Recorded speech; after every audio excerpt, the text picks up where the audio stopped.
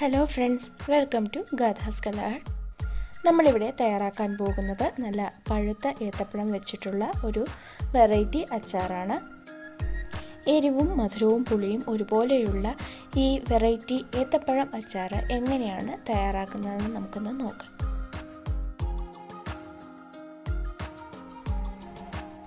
നല്ലപോലെ പഴുത്ത 2 ഏത്തപ്പഴം വട്ടത്തിൽ അരിഞ്ഞു വെച്ചിരിക്കുന്നതാണിത്.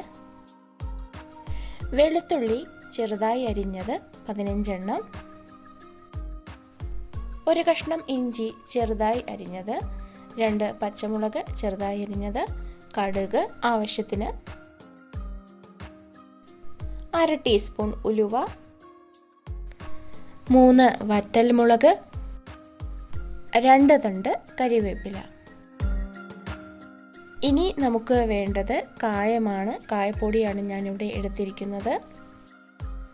ഇനി ഒരു ബൗൾ എടുക്കുക. അതിലേക്ക് 3 സ്പൂൺ മുളക് പൊടി ഇടുക. ഇതിലേക്ക് നമ്മൾ ഇനി അല്പം മഞ്ഞൾപ്പൊടി, ഒരു 1/2 സ്പൂൺ മഞ്ഞൾപ്പൊടി ചേർത്ത് കൊടുക്കുകയാണ്. അതുപോലെ 1 ടീസ്പൂൺ കായപ്പൊടി കൂടി ഞാനിതിലേക്ക് ചേർത്ത് കൊടുത്ത് നന്നായിട്ട് മിക്സ് ചെയ്യുകയാണ്. നമ്മൾ ഇതിലേക്ക് ഇനിയും ചേർക്കാൻ പോകുന്നത് വിനാഗിരിയാണ്. ഒരു 1/2 ഗ്ലാസ് വിനാഗിരി ഞാനിവിടെ എടുത്തിട്ടുണ്ട്. ഇതിൽ അല്പം ഞാൻ ഈ കൂട്ടിലേക്ക് ഒഴിച്ചു കൊടുക്കുകയാണ്. ഇത് നമുക്ക് നന്നായിട്ട് ഇളക്കി പേസ്റ്റ് പരുവത്തിലാക്കണം. വേണമെങ്കിൽ അല്പം വിനാഗിരിയും കൂടെ ചേർത്ത് കൊടുക്കാം. ഇതുപോലെ നല്ല പേസ്റ്റ് കണക്ക് കിട്ടണം. ഇനി ഒരു ചീനച്ചട്ടി അടുപ്പിൽ വെച്ച് ചൂടാക്കിയതിന് ശേഷം അതിലേക്ക് നമ്മൾ എണ്ണ ഒഴിച്ചു കൊടുക്കുകയാണ്.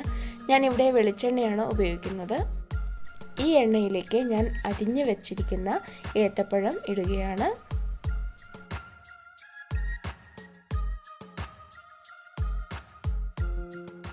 ഇത് എണ്ണയിൽ കിടന്ന് നന്നായിട്ടൊന്ന് വാടിക്കിട്ടട്ടെ. അതുവരെയും നമ്മളിത് ഇങ്ങനെ ഇളക്കി കൊടുക്കുക. അച്ചാർ തയ്യാറാക്കുമ്പോൾ നല്ലെണ്ണ ഉപയോഗിക്കുന്നതാണ് അച്ചാർ ഏറെ നാൾ കേടുകൂടാതെ ഇരിക്കുവാൻ നല്ലത്. ഏത്തപ്പഴം ഒന്ന് വാടിക്കഴിഞ്ഞു. നമുക്കിനി ഇത് കോരി മറ്റൊരു പാത്രത്തിലേക്ക് മാറ്റാം.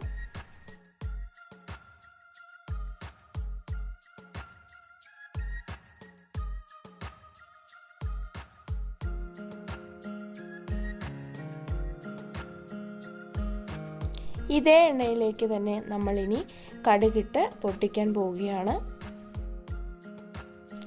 കടുക് പൊട്ടിച്ച് കഴിയുമ്പോൾ നമ്മൾ അതിലേക്ക് ഉലുവ ചേർക്കുകയാണ്. ഉലുവയോടൊപ്പം തന്നെ നമ്മൾ എടുത്തു വച്ചിരിക്കുന്ന വറ്റൽമുളക് ചേർത്ത് കൊടുക്കുന്നു. പിന്നീട് കരിവേപ്പിലയും എടുത്തു വച്ചിരിക്കുന്ന വെളുത്തുള്ളി അരിഞ്ഞതും ഇഞ്ചി അരിഞ്ഞതും കൂടെ നമ്മൾ ഇതിലേക്ക് ചേർക്കുകയാണ്.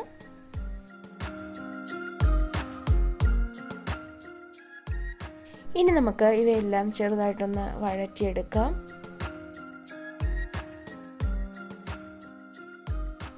ഇനി നമ്മൾ ഇതിലേക്ക് വഴറ്റി വെച്ചിരിക്കുന്ന ഏത്തപ്പഴം അരിഞ്ഞതും കൂടെ ചേർത്ത് കൊടുക്കുകയാണ്.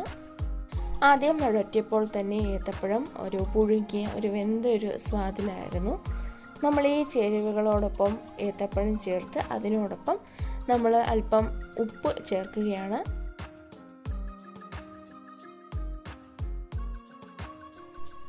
ഇതെല്ലാം നന്നായിട്ടൊന്ന് മിക്സ് ആയതിന് ശേഷം നമ്മൾ ആദ്യം തയ്യാറാക്കി വെച്ചിരിക്കുന്ന മുളകിൻ്റെ കൂട്ട് ചേർത്ത് കൊടുക്കുകയാണ്. ഇങ്ങനെ ചെയ്യുന്നത് എന്തെന്നാൽ നമ്മൾ നേരിട്ട് മുളക് പൊടിയും ബാക്കിയുള്ള പൊടികളും ചേർക്കുമ്പോൾ അതൊരു പക്ഷേ കരിഞ്ഞു പോകാൻ സാധ്യതയുണ്ട്.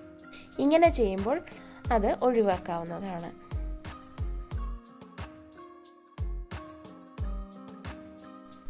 ഇനി നമ്മളുടെ അച്ചാറിലേക്ക് ഈ മുളക് പൊടി നന്നായിട്ട് പിടിക്കുന്ന പരുവത്തിൽ നന്നായിട്ട് ഇളക്കി കൊടുക്കുക.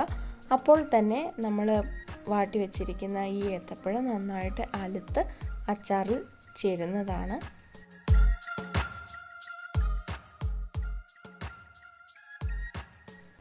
സ്വല്പം വിനാഗിരി കൂടി നമ്മൾ ഇതിലേക്ക് ചേർത്ത് കൊടുക്കുന്നുണ്ട്.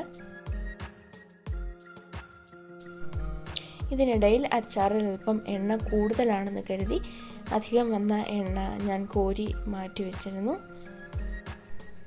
എണ്ണ സ്വല്പം മാറ്റിയതിന് ശേഷം വരട്ടിയ പരുവാണിത്. ഇതിലേക്ക് ഞാൻ 1 സ്പൂൺ പഞ്ചസാര ചേർത്ത് കൊടുക്കുകയാണ്. 1 സ്പൂൺ കൂടെ നമുക്ക് പഞ്ചസാര ചേർത്ത് കൊടുക്കാം. അങ്ങനെ ഞാൻ 2 സ്പൂൺ പഞ്ചസാരയാണ് ഇപ്പോൾ ഇതിലേക്ക് ചേർത്ത് കൊടുത്തിരിക്കുന്നത്. പഞ്ചസാരയ്ക്ക് പകരം ശർക്കരയും ചേർത്ത് കൊടുക്കാവുന്നതാണ്. എന്നിട്ട് നന്നായിട്ട് വരട്ടിയെടുക്കുക.